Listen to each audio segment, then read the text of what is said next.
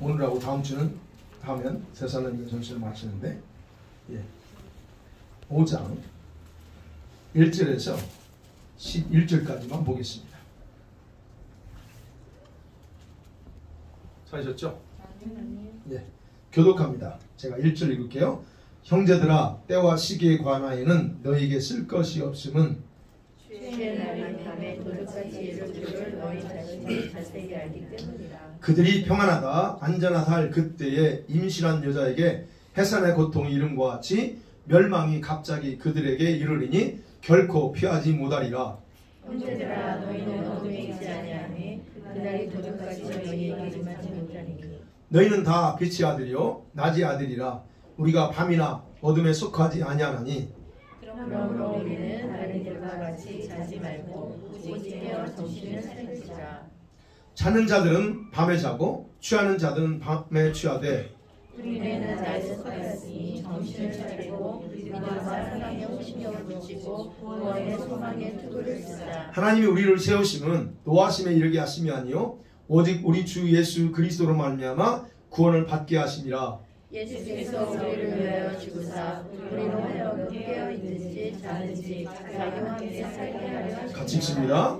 그러므로 피차 권면하고 서로 덕을 세우기를 너희가 하는 것 같이 하라. 아멘. 예, 이 말씀 가지고 설교 많이 들어보셨을 거예요. 지금 계속 4장에서는 데살로니가 교회의 문제 중에 하나, 믿음 안에서 죽은 자들에 대해서 그 성도들이 염려하는 부분에 대해서 그게 아니다. 죽은 자들은 먼저 우리 주님이 재림하실 때 먼저 우리보다 먼저 부활한다라고 이야기하면서 소망을 주죠. 그러면서 오늘 말씀은 그러면 과연 그 주님이 언제 재림하시나 하는 거예요. 관심은 그거죠. 그래서 재림의 시기와 그 때가 언젠가에 대한 부분을 우리에게 가르쳐 줍니다. 여러분, 예수님이 재림한다고 하면 우리의 관심은 뭐예요? 제일 언제 오실까? 그거죠. 조금이라도 주님에 대한 마음이 있는 분들은 얼른 오셨으면 좋겠다 이런 생각 다 기본적으로 갖고 있고, 근데 그분이 언제 오실까 하는 거죠. 이런 관심을 보면 옛날도 그랬어요. 바울 당시 때도 그랬고 오늘날도 똑같습니다. 자, 이 문제에 대해서 예수님께서 이미 말씀하셨어요. 뭐라고 말씀하셨죠? 내가 언제 오는가에 대해서 알려고 하지 마. 오직 아버지만 아신다 라고 말씀했어요. 그런데 심리적으로 사람들은 또 어떻게 해요? 그게 궁금해. 알고 싶죠?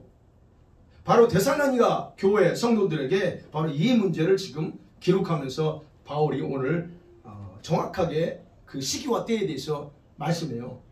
시기와 때를 말씀했다는 것이 언제 온다? 이런 차원을 얘기하지 않습니다. 근데 바울이 지금 이 교회의 재림의 문제를 언급하는 이유가 뭐예요?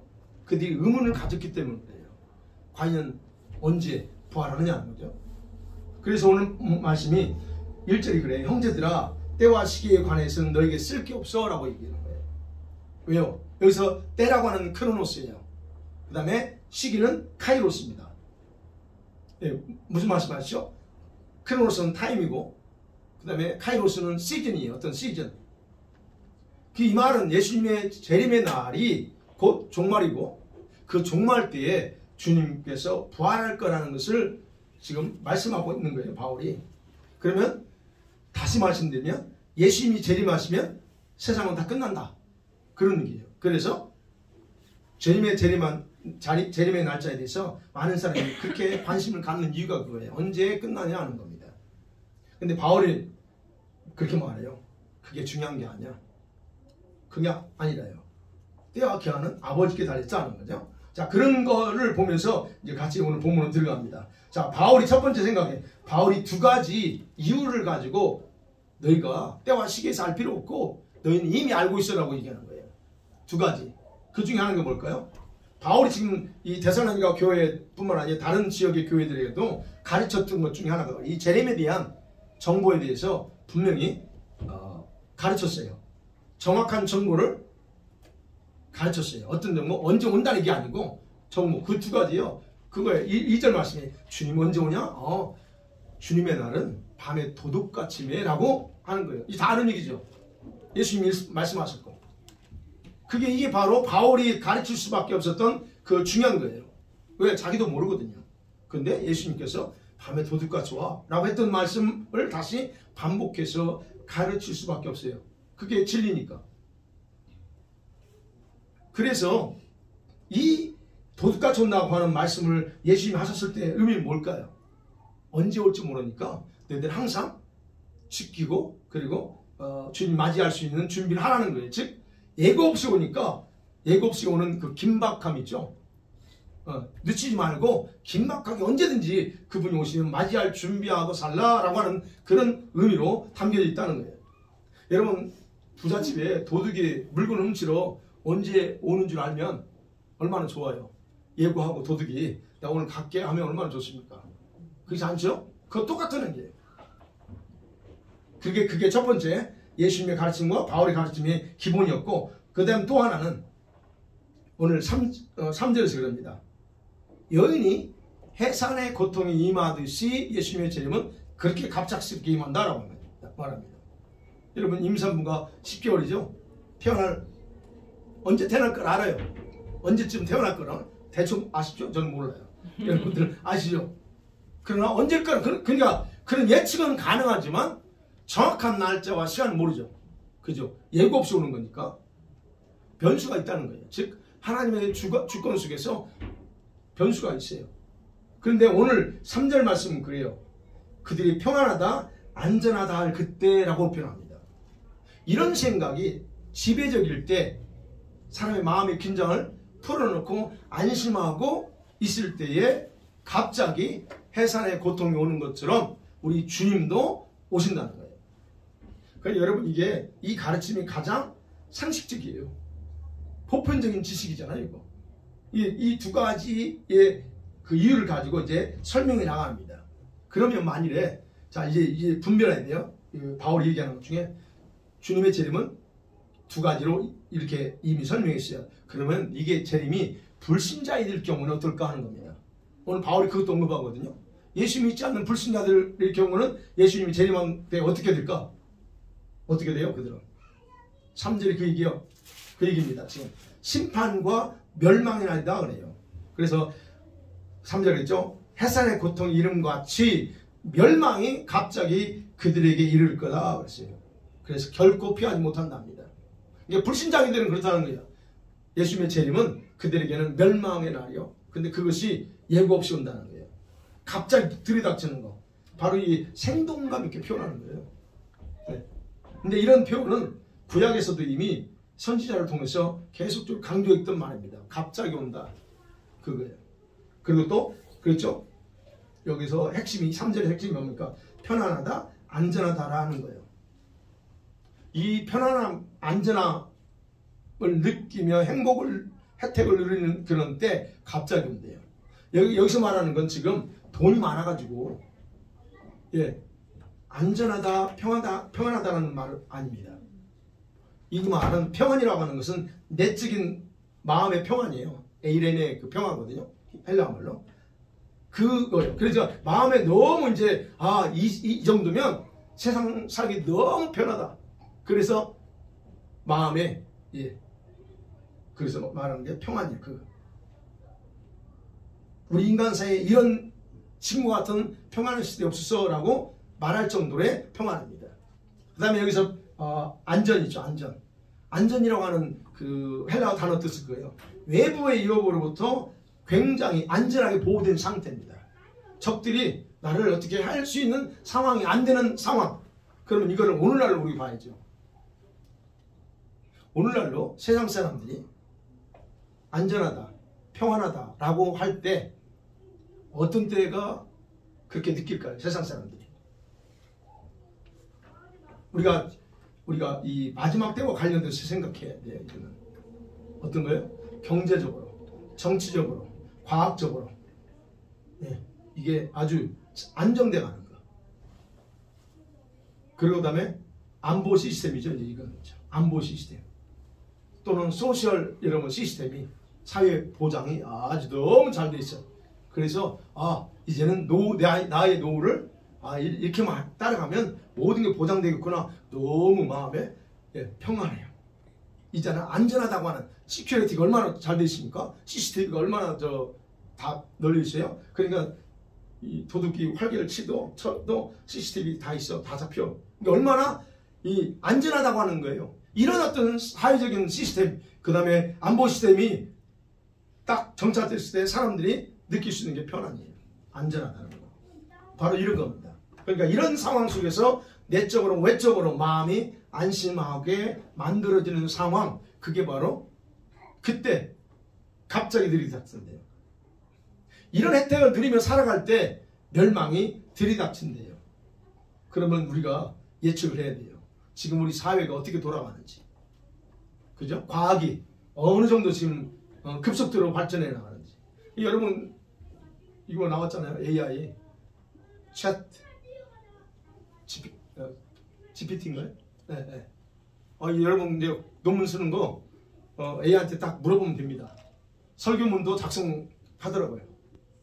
영어로 그분이 했어. 영어로 이제 아직까지는 한국 버전이 안 돼. 그래서 영어로 딱 질문해. 요한복음 3장 16절 가지고 설교 한번 작성해 보라. 그러니까 쭉 작성해요.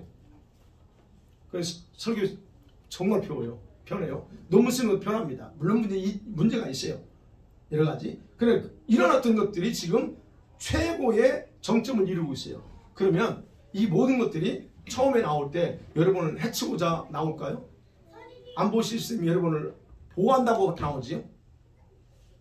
바로 그럴 때 모든 사람들은 다 안전해. 그래서 모든 사람들이 다 억셉팅하고 그리고 모든 사람들이 그걸 같이 거기에 인발부돼서 가는 거예요.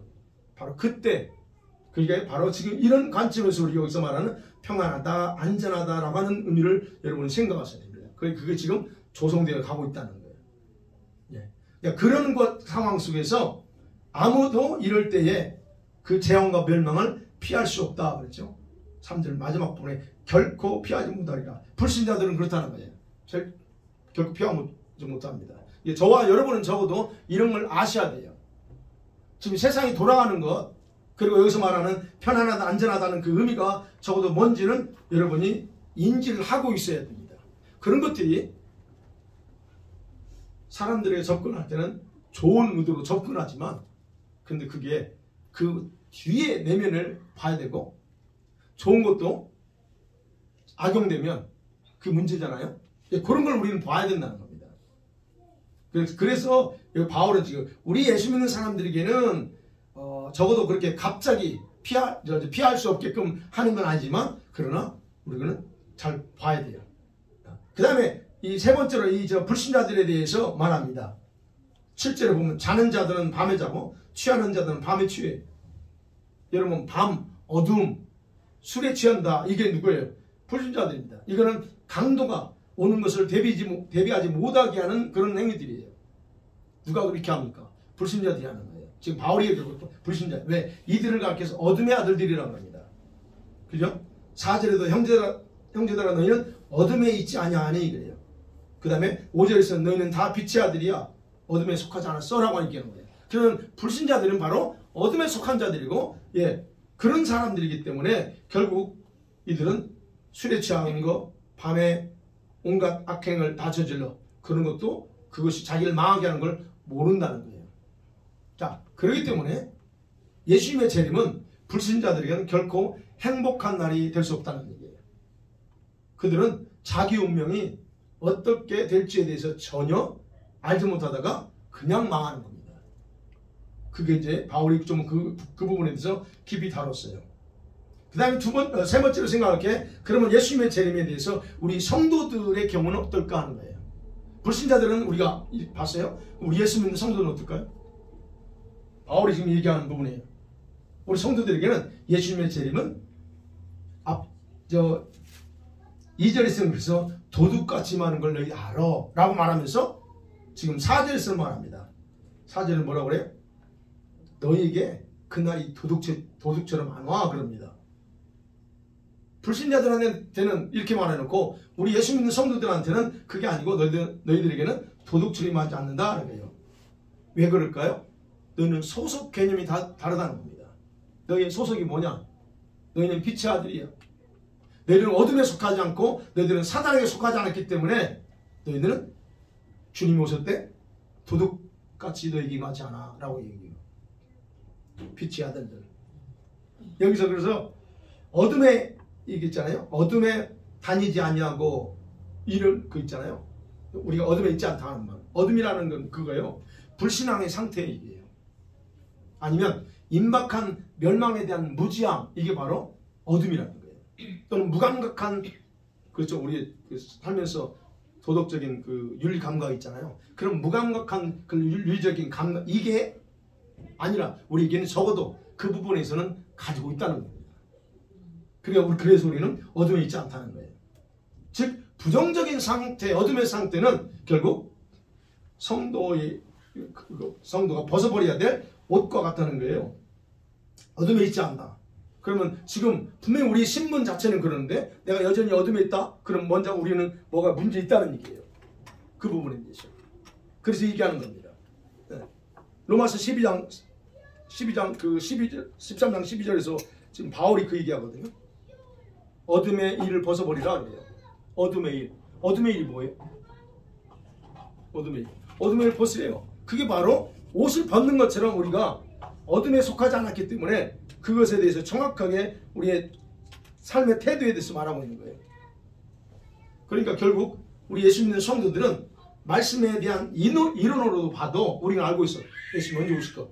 신분으로 봐도 우리는 빛에 속해 있어. 그러면 주님의 재림에 대한 정보를 이미 알고 있기 때문에, 그리고 우리가 주님을 소망하고 있기 때문에 불신자들처럼 불행은 당하지 않는다라고 얘기하는 거예요. 거기서는 지금. 네. 그래서 5절에서 얘기하는 거예요. 너희는 다 빛의 아들이요 낮의 아들이라 그런 거예요. 여기서도 마찬가지로 빛의 아들이라는 게 뭐예요?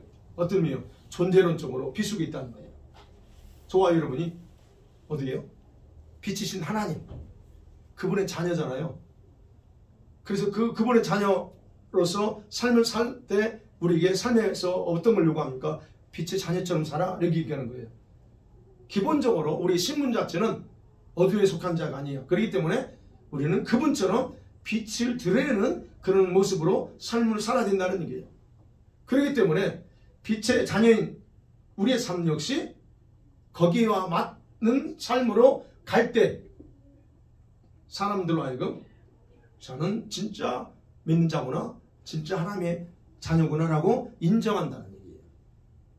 그래서 바울이 여기서 빛의 아들, 낮의 아들이라고 할 때는 여러분 우리가 빛에 강하게 활동하는 기간을 살아요. 즉 이게 이 말을 그래야 돼요. 빛은 언제 활동합니까? 저녁이 아니에요. 낮에 빛이 있잖아요. 그런 것처럼 우리는 어둠과 상관없는 그런 존재로서 사람들이다. 그렇기 때문에 우리에게는 도둑같이 임하지 않는다 하는 얘기예요. 근데 여러분 여전히 빛의 자녀인데, 신분도 그렇고 존재 자체도 빛의 자녀인데, 만일에 여러분이 여전히 어둠 속에 있다, 그러면 여러분이 이제 여기서 우리 그 심각한 문제죠. 그래서 요한복음 12장 36절에서 예수님이 그랬잖아요. 너희가 아직 빛이 있을 동안에 빛을 믿어. 그러면 너는 빛의 아들이 돼. 그러면 너는 그 빛을 가지고 나가 살 때 그 빛으로 모습을 드러낼 수 있다는 거예요. 에베소 5장 8절에서 그랬잖아요. 내가 빛의 자녀지, 빛의 자녀들처럼 살아라고 하는 거예요. 그래서 그러니까 저와 여러분이 여기서 말하는 부분은 단순히 우리의 신분이 빛의 자녀이기 때문에 빛의 아들로 결정되는 게 아니에요. 무슨 말이냐면 우리 신분은 어쨌든 빛이신 그분의 자녀이기 때문에 신분 자체는 우리가 빛의 아들로 있습니다. 그런데 실제 생활 속에서 빛에 속한 자처럼 살아가는 순수가 우선돼야만이 내가 빛의 자녀구나, 낮에 속했구나라고 인정한다는 얘기예요. 그래서 신분도 중요하지만 실제 삶도 더 중요하다는 거예요. 믿음이 있어요. 그죠? 근데 믿음이 있는데 실제 삶은 믿음이 없는 것처럼 살아. 그건 믿음이 아니에요. 내가 빛의 자녀래, 빛의 신분을 가지고 있는데 그렇게 살지 않아. 그러면 그건 내 신분 자체에 지금 문제가 있는 거예요. 자, 그런 부분에서 바울이 예수 믿는 우리 성도들은 빛의 자녀이기 때문에 도둑같이 임하지 않는다라고 그렇게 언급합니다. 그 다음 마지막은 이제 생각해 봐야 될 게 있죠. 8절에서 이제 12절에 보면, 그러면 이제 이론과 실제예요. 제가 말씀드린 신분과 실제 이 삶 속에서 어떻게 우리가 이거를 생각해야 되냐는 거예요. 날과 때는 모릅니다. 아무도 몰라요. 도둑같이 우리에게 임하지 않습니다. 그러면 이 말씀을 실제화시키기 위해서 해야 될 해결책이 뭐냐는 거예요. 그러니까 우리한테 분명히 바울이 있잖아요. 4절에서 우리 5절에도 마찬가지고 우리는 빛의 아들이기 때문에 우리한테는 도둑같이 안 와 라고 했잖아요. 그럼 이거를 어떻게 실제 생활 속에서 그거를 만들어가느냐는 거예요. 신문 자체는 맞지만 실제 생활 속에서는 어떻게 내가 이것이 주님이 내한테 임할 때 갑작스럽게 어둠에 도둑이 오는 것처럼 오지 않게 만들 수 있느냐는 거예요. 해결책이 뭐냐는 거예요. 바울이 그래서 6절에서 말하는 거예요. 6절 같이 읽어볼게요. 6절 시작. 그러므로 다른 여러분과 같이 자지 말고 오직 깨어 정신을 차리자. 예, 첫 번째입니다. 다른 사람들처럼 자지 말고 정신 차리래요. 내가 빛의 아들로서 도둑같이 주님이 임하는 것이 내한테 당하지 않으려면 정신 똑바로 차리래요. 그리고 다른 사람처럼 자지 말래요. 여러분 자지 마세요. 360일 자지 마세요. 여러분 이 말을 다른 이들과 같이 자지 말라고 할 때 다른 이게 뭐예요? 물론 비그리스도인이에요. 불신자들이에요. 자, 여기서 사용된 자다라는 단어, 자다, 이거는 실제 잠을 자는 걸 의미하는 게 아니잖아요. 그건 뭐냐면 도덕적인 무감각 상태를 의미합니다. 헬라어 단어 뜻은 도덕적으로 무감각. 그리고 깨어있으라고 했죠. 자지 말고 깨어있으라고 했잖아요. 그러면 깨어서 정신 차리라 하는 거, 깨어있다 하는 건 뭐예요? 그러면 영적인 각성, 영적인 각성이 있는 걸 얘기하고 예수님의 재림에 대해서 망각하지 않고 사는 거예요. 그리고 뭘 해야 될지, 주님이 오실 때 내가 이런 불행을 당하지 않으면 어떻게 살아야 되는지에 대해서 알고 가는 것, 그게 바로 깨어 그리고 정신 차리는 삶이라 하는 얘기입니다. 여러분 예수님께서 이 용어를 사용했잖아요. 그러니 너희들 이 열천의 비유에서 그랬고 24장 25장에서 핵심 강조하는 핵심이 뭐예요? 재림할 때 각성해야 된다. 그게 뭘 어떻게 각성해요? 정신 똑바로 차리고 깨어있어, 이거예요. 예. 그리고 깨어있으면 안 되고 있기만 하면 되는 게 아니고 준비하라 그런 거예요. 열천의 비유에서 그랬잖아요. 준비하라고. 기름 준비하래요. 예. 그것을 우리가 예수님이 이미 얘기했어요. 근데 바울이 지금 그 이동이 하는 거예요. 예. 심판을 의식하고 성화된 삶을 살아가는 것, 그것이 결국 내가 깨어있고 정신 똑바로 차리고 있는 것을 라고 하는 거예요. 그래서 여기서 뭐 헬라어 정신 차리다 라고 하는 단어를 보면 좀 그래요. 이게요, 술 취하지 않고 밝은 정신의 상태를 가리키는 단어예요. 술 취하면 멍하죠. 여러분 술 안 드셔보시는 게 몰라요. 술 드셔본 분들은 알아요. 남자들 여기 쌤을 빼고 남자들 여기 데이브나 나나 우리 이 집사님 먹어본 전과가 있어요.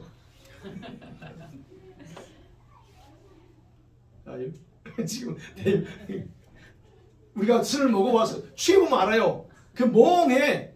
그 무슨 말이에요? 지금 이 정신 차리라는 거네요. 그런 의미예요. 근데 도덕적으로는 그렇다는 거예요. 뜻은 원래 문자적으로는 그래. 근데 이거는 뭐냐면 도덕적으로 단정한 생활을 하라는 의미거든요. 정신 차리라는 거.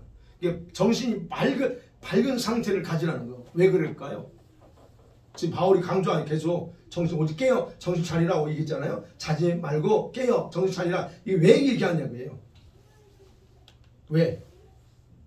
우리는 낮과 빛에 속해 있기 때문이다 라고 하는 거예요.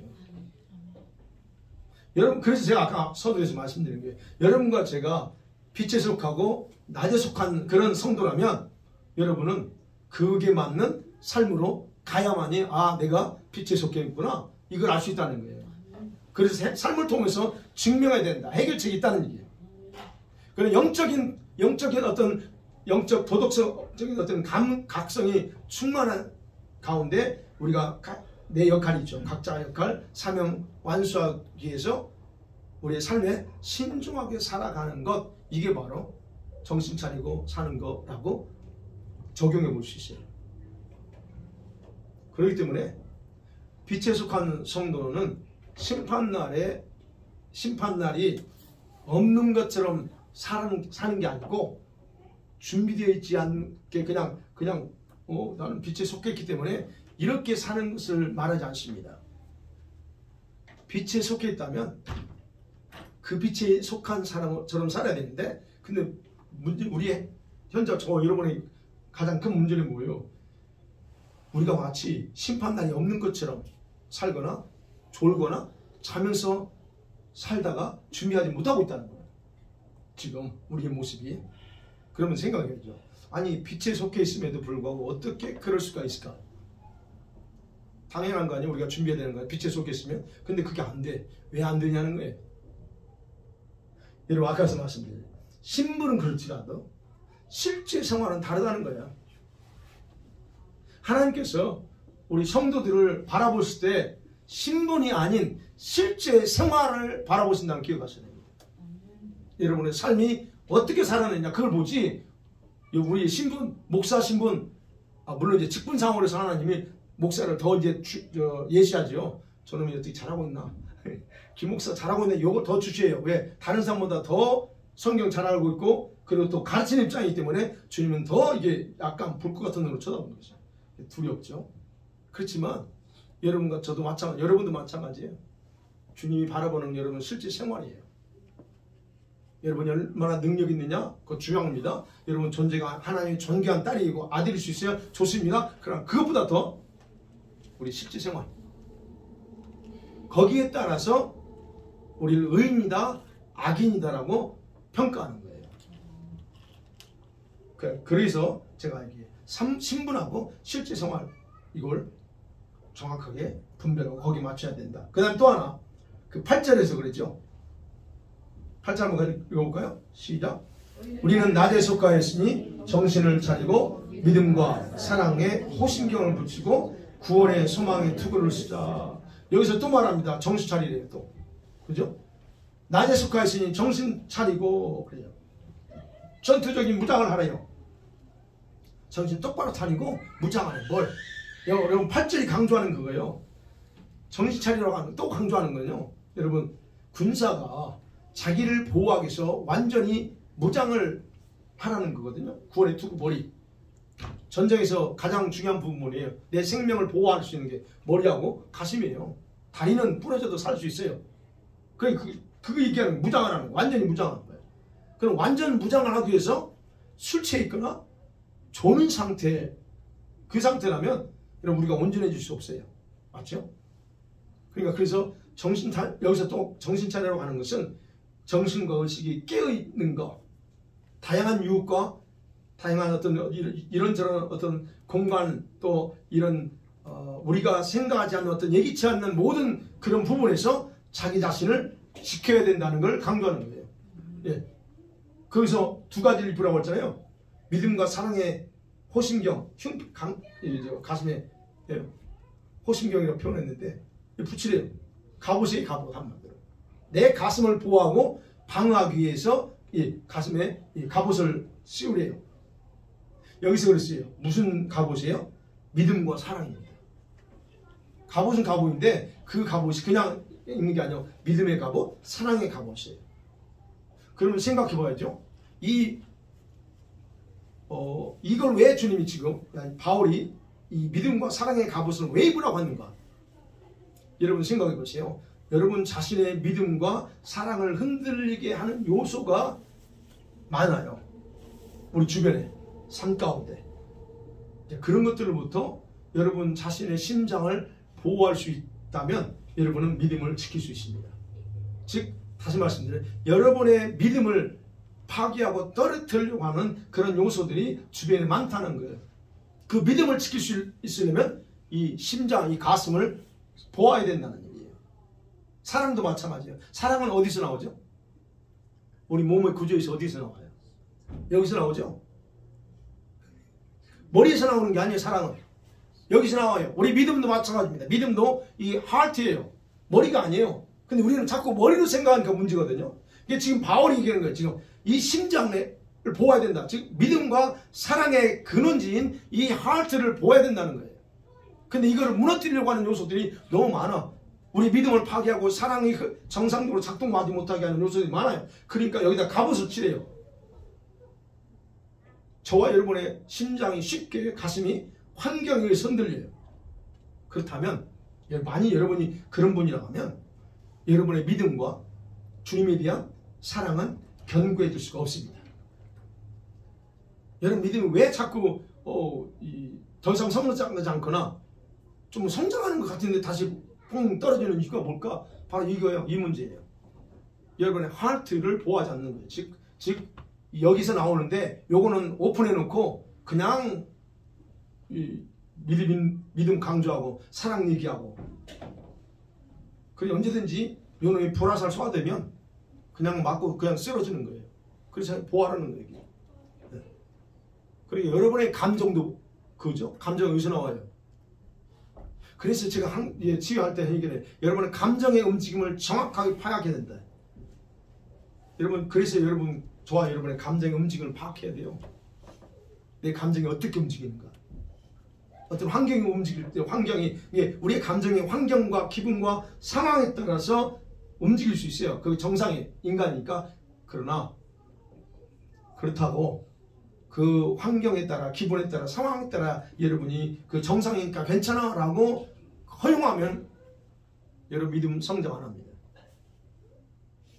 그거에 따라서 여러분이 움직인다면 여러분의 믿음의 행위, 말, 생각 이런 걸 정상적으로 하지 못해요.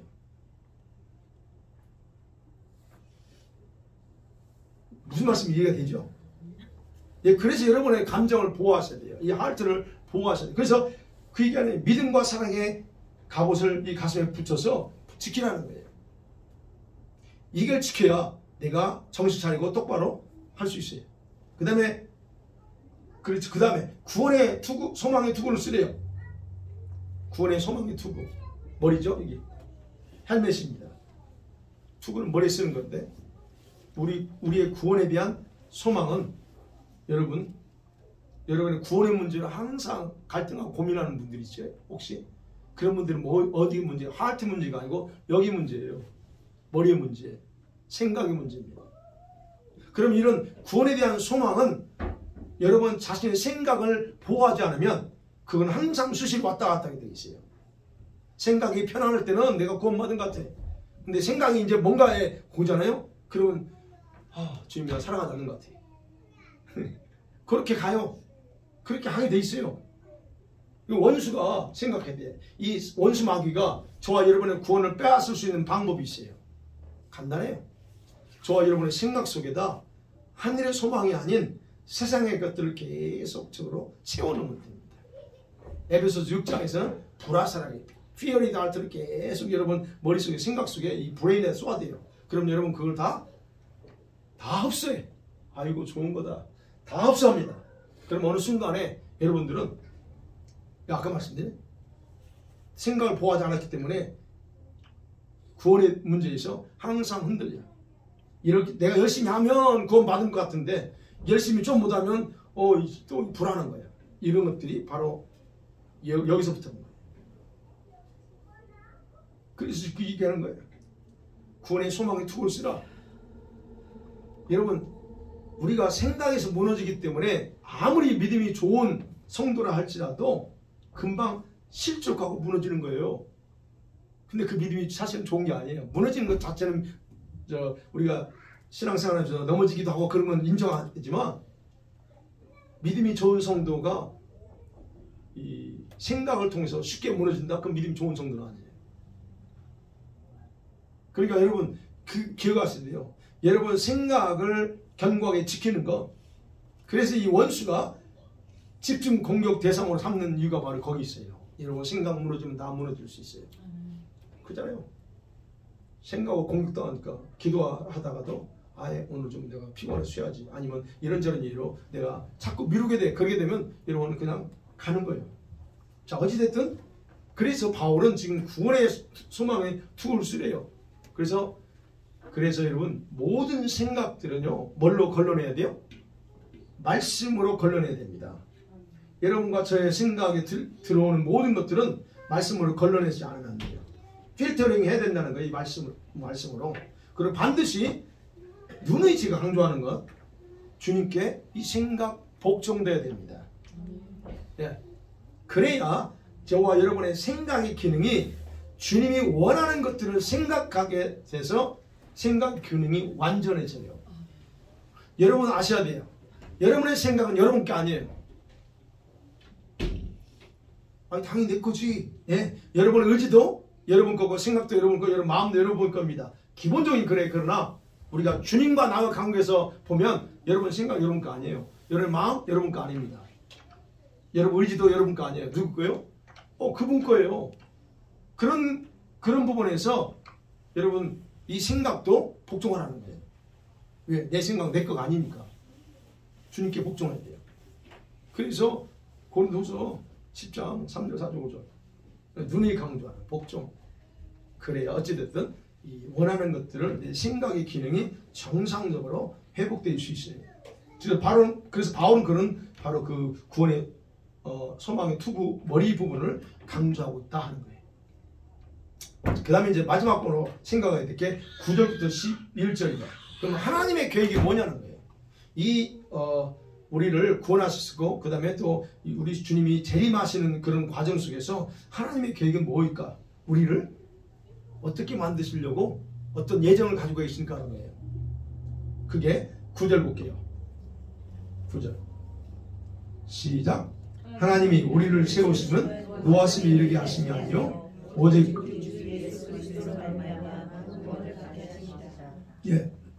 두 가지인데 첫 번째가요. 하나님은 우리를 세우시는 우리에 대한 계획이 뭐냐? 진노받게 하려고 하는 게 아니라는 거예요. 예수님을 통해서 구원을 얻도록 하는 것이 하나님의 근본적인 계획이고 그게 예정이라는 거예요. 저와 여러분에 대한 하나님의 계획입니다. 우리를 진노 심판 속에 넣으려고 하는 게 아니에요.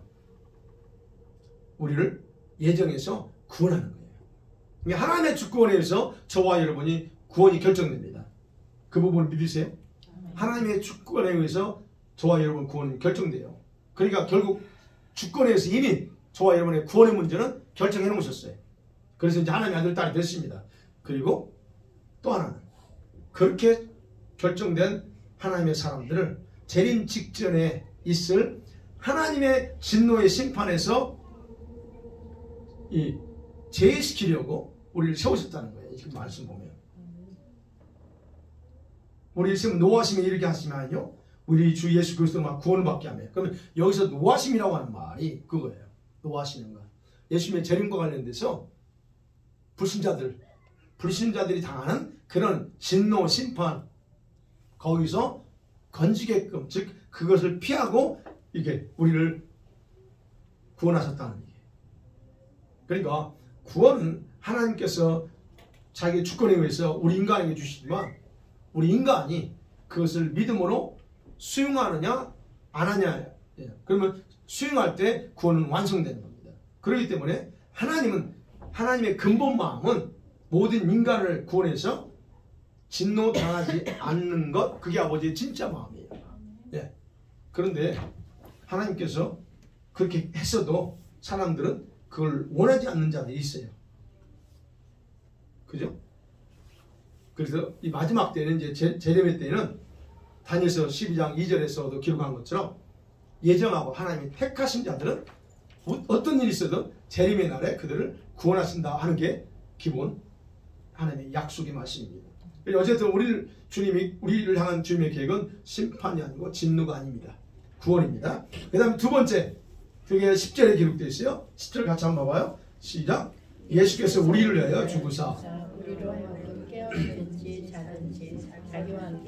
살게 하려 하셨느니라. 두 번째요. 예수님이 우리를 위해서 죽으신 것은 그겁니다.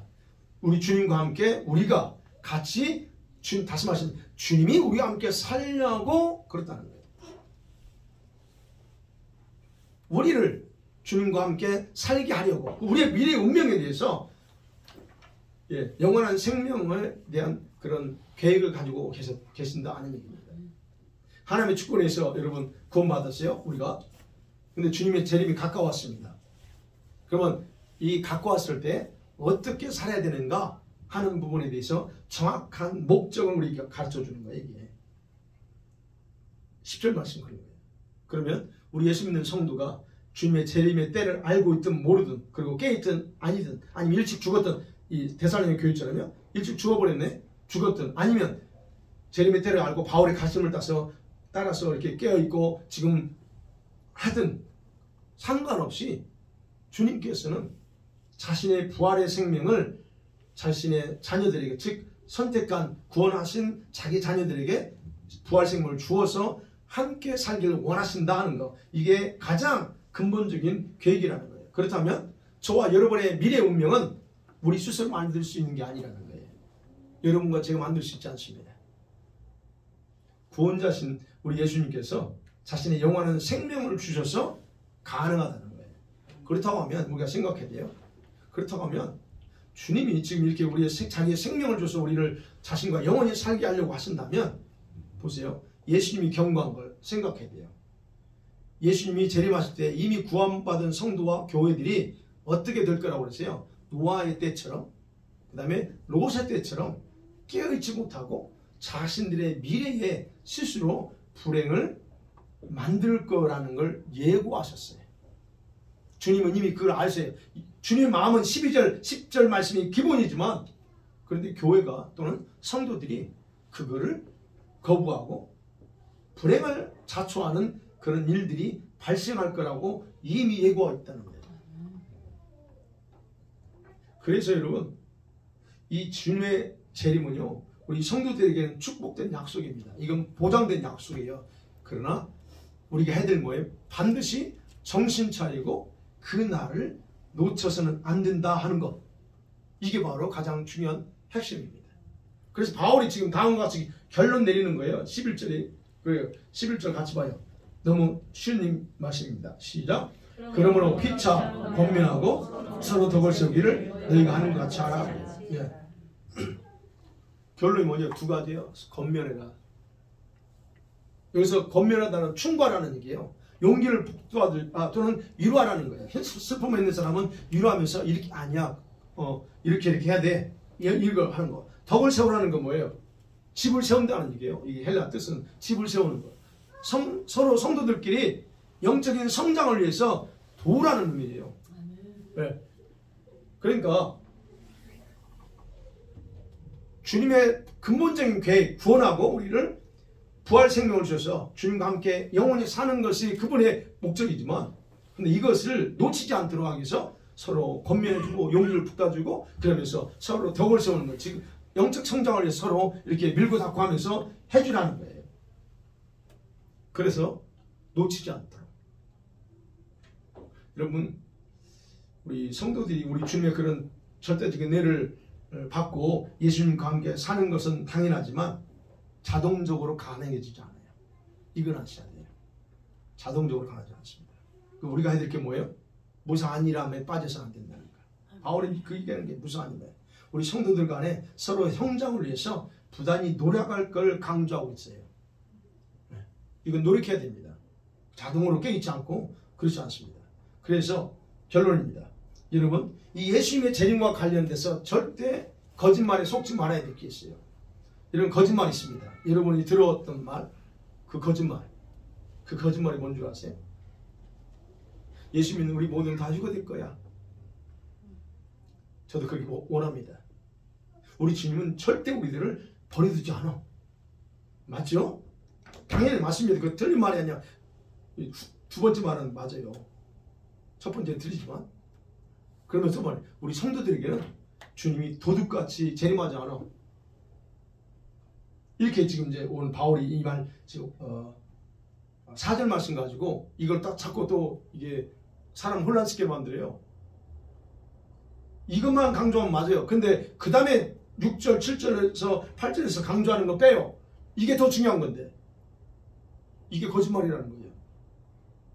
그럼 만약에 그게 맞다면 생각해줘. 왜 바울은 다른 사람처럼 자지 말고 깨어서 정신 차리려고 하실까 하는 겁니다. 그 반쪽 진리, 거짓말, 그거 속지 마세요. 자지 않고 깨어있는 거, 그건 주님께서 해주는 게 아닙니다. 여러분과 제가 해야 될 일이에요. 그래서 우리가 기도하는 거죠.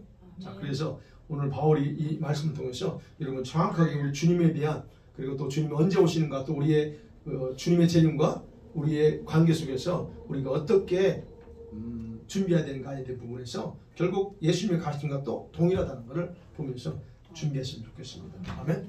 이 시간에 같이 한번 이제 기도해야죠. 말씀